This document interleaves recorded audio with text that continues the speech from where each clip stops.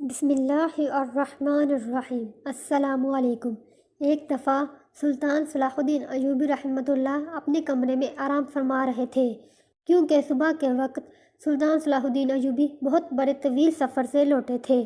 چند لمحوں کے بعد ایک سپاہی آپ کے کمرے کے دروازے پر آیا اور اندر آنے کی اجازت چاہی۔ سلطان صلاح الدین ایوبی چونکہ نیند میں تھے، اس لیے اندر سے کوئی جواب نہ آیا۔ دروازے پر مامور محافظ نے کہا کہ سلطان آرام فرما رہے ہیں، لہٰذا آپ تھوڑی دیر بعد آ جانا۔ وہ سپاہی آپ کا بہت وفادار سپاہی تھا، اس لیے اس کو بلا جھجک سلطان کے کمرے کے اندر آنے جانے کی اجازت ہوتی تھی، لہٰذا اس نے بھی سلطان کو جگانا مناسب نہ سمجھا اور سلطان کے کمرے کے دروازے کے ساتھ بیٹھ گیا۔ وہ انتظار کرتا رہا کہ جب سلطان صلاح الدین ایوبی بیدار ہوں گے تو تب ہی وہ اس سے ملاقات کریں گے۔ کچھ دیر گزرنے کے بعد سلطان صلاح الدین ایوبی کی آنکھیں کھلیں تو اندر کی حرکات سے معلوم ہوا کہ سلطان صلاح الدین ایوبی نیند سے بیدار ہو چکے ہیں۔ سپاہی نے اجازت چاہی اور آپ کے کمرے کے اندر چلا گیا۔ سلطان صلاح الدین ایوبی نے سپاہی کو کہا، ایسی کیا خاص بات تھی کہ تم نے اتنی دیر سے میرے کمرے کے باہر انتظار کر رہے تھے؟ وہ سپاہی بڑا حیران ہوا کہ سلطان کو کیسے پتہ چلا کہ میں باہر انتظار کر رہا ہوں۔ سپاہی نے سلطان سے کہا، سلطان معظم، آپ تو نیند میں تھے، آپ کو کیسے معلوم ہوا کہ میں باہر کھڑا آپ کا انتظار کر رہا ہوں؟ سلطان صلاح الدین ایوبی نے کہا کہ وہ انسان کبھی فاتح سلطان نہیں بن سکتا جو سوتے ہوئے دیکھ نہ سکے، کچھ سن نہ سکے، کچھ محسوس نہ کر سکے۔ وہی اصل میں فاتح سلطان اور بہادر سردار ہوتا ہے جو سوتا ہوا سن بھی سکے، دیکھ بھی سکے اور محسوس بھی کر سکے۔ سپاہی بڑا حیران ہوا اور پھر سلطان نے سے پوچھا، بتاؤ کیا بات ہے؟ اس نے کہا، سلطان معظم، شاہی حکیم آپ سے ملنا چاہتے ہیں۔ سلطان نے کہا، اجازت ہے، آپ حکیم کو اندر لے آئیں۔ سپاہی باہر گیا اور چند لمحوں کے بعد شاہی حکیم کو لے کر سلطان صلاح الدین ایوبی کی خدمت میں حاضر ہوا۔ سلطان صلاح الدین ایوبی نے حکیم سے پوچھا، حکیم صاحب بتاؤ کیا بات ہے؟ آخر مجھ سے ملنے کی تمہیں اتنی جلدی اور کیا ضرورت پیش آئی؟ تو حکیم نے کہا، حضور، ایک بات جو مجھے کئی دنوں سے پریشان کر رہی ہے، اسی سلسلے میں آپ سے ملاقات کرنی تھی۔ سلطان صلاح الدین ایوبی نے اس سے پوچھا، بتاؤ کون سی بات ہے؟ تو اس نے کہا، سلطان معظم، میرے حکیم خانے میں میری بہت سارے شاگردوں میں ایک شاگرد جو کہ ایک خاتون ہے اور یہودی مذہب سے تعلق رکھتی ہے، لیکن اس نے اسلام کے بارے میں بہت کچھ پڑھا اور اسلام کے بارے میں بہت کچھ سیکھا ہے، لیکن چند ایک سوال ہیں جس کی وجہ سے وہ ابھی تک مسلمان نہیں ہوئی۔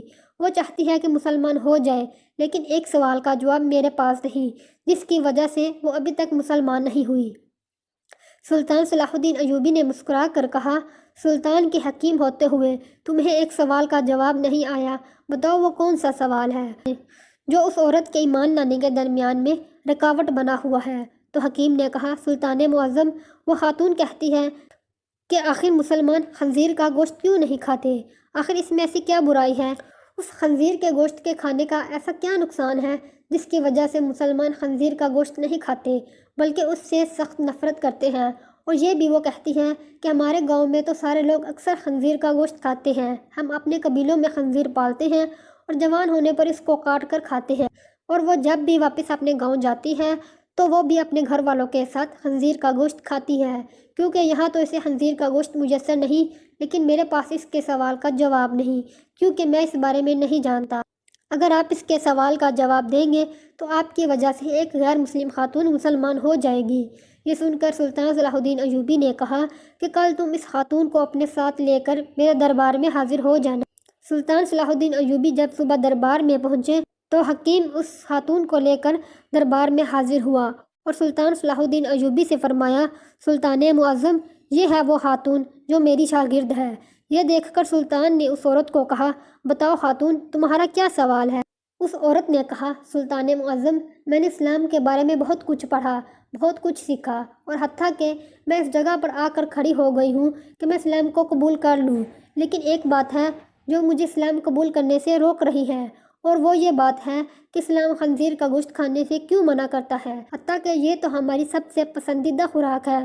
میں نے ہر جگہ دیکھا کہ اسلام نے جس کے بارے میں منع کیا وہاں اس کی دلیل ملی، لیکن اس خنزیر کے گوشت کے بارے میں مجھے ابھی تک کوئی مضبوط دلیل نہیں ملی۔ میں نے بائبل کو پڑھا تو وہاں بائبل میں بھی خنزیر کا گوشت کھانے سے منع نہیں کیا گیا۔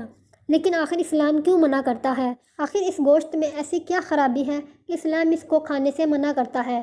یہ یہودیوں کی تو سب سے زیادہ پسندیدہ خوراک ہے۔ یہ سن کر سلطان صلاح الدین ایوبی نے کہا کہ اللہ تعالیٰ نے قرآن پاک میں 3 جگہ پر خنزیر کا گوشت کھانے سے منع فرمایا۔ پھر آپ نے ان آیات کا بھی ذکر کیا۔ پھر سلطان صلاح الدین ایوبی نے اپنے مشیر کو کہا کہ وہ بائبل کی کتاب میرے پاس لے کر آئے جو اپنی اصل حالت میں موجود ہے۔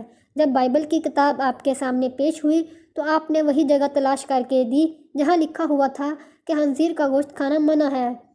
پھر خاتون نے کہا کہ یہ کیا بات ہوئی؟ جو میرے پاس کتاب ہے اس میں تو واضح لکھا ہوا ہے کہ خنزیر کا گوشت کھانا منع نہیں۔ تو سلطان صلاح الدین ایوبی نے کہا کہ مجھے ترس آتا ہے تمہارے ان لکھاریوں پر جو اپنی عیاشیوں کے لیے اس پاک کتاب کو اپنے لفظوں سے بالکل تبدیل کر رہے ہیں۔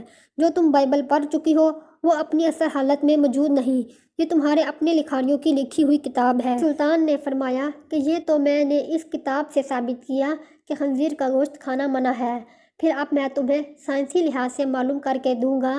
پھر سلطان صلاح الدین ایوبی نے اس خاتون کو حکم دیا کہ خنزیر کا گوشت پکا کر کل صبح میری دربار میں لانا۔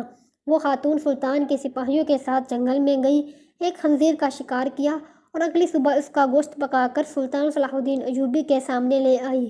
سلطان نے اس گوشت کو کراہت سے دیکھتے ہوئے اس خاتون کو کہا کہ اب اس پکے ہوئے گوشت میں ایک بوٹی کو چھری کے ساتھ 2 حصے کرو۔ جب خاتون نے خنزیر کی بوٹی کے 2 حصے کیے تو اس کے درمیان میں سے گوشت کچا تھا۔ سلطان نے کہا اے خاتون، کیا تم نے اس گوشت کو اچھی طرح پکایا نہیں؟ تو اس خاتون نے کہا نہیں سلطان معظم، میں نے اس کو بہت اچھی طرح سے پکایا ہے۔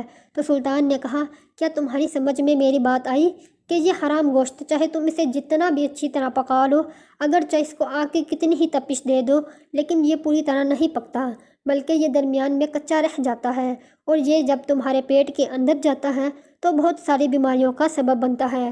آپ خود ایک حکیم ہیں، آپ خود دیکھیں جو چیز کچی آپ کے پیٹ کے اندر چلی جائے تو وہ جا کر کتنی خرابیاں پیدا کر سکتی ہے۔ پھر سلطان صلاح الدین ایوبی نے اس خاتون کو کہا کہ اب میں سور کے بارے میں تمہیں کچھ بتانا چاہتا ہوں۔ پھر سلطان نے کہا کہ یہ سور جس جگہ رہتا ہے اپنے ارد گرد حتیٰ کہ انسانوں کی بھی گندگی کو کھا جاتا ہے، اس کی اکثر خوراک بہت ہی غلیظ ہوتی ہے، اور دوسری بات یہ ہے کہ یہ سور واحد بے شرم جانور ہے کہ جب اس کی مادہ یعنی کہ اس کی بیوی کے ساتھ جب کوئی دوسرا سور جنسی تعلق قائم کرتا ہے تو یہ خوش ہوتا ہے اور فخر محسوس کرتا ہے۔ یہ واحد جانور ہے جس میں اتنی زیادہ بے شرمی بھری ہوئی ہے۔ آپ خود دیکھیں کہ ایسا جانور کا جب آپ گوشت کھائیں گے جس کی بنیاد غلاظت سے بڑی ہوئی ہے تو وہ تمہیں کیا فائدہ دے گا؟ یہ بات سن کر وہ خاتون سلطان صلاح الدین ایوبی کے سامنے جھک گئی اور کہا کہ سلطان معظم، آپ مجھے اپنی ہی زبان سے کلمہ پڑھائیں۔ سلطان صلاح الدین ایوبی نے اس عورت کو کلمہ پڑھایا اور تمام دربار اللہ اکبر کے نعروں سے گونج اٹھا۔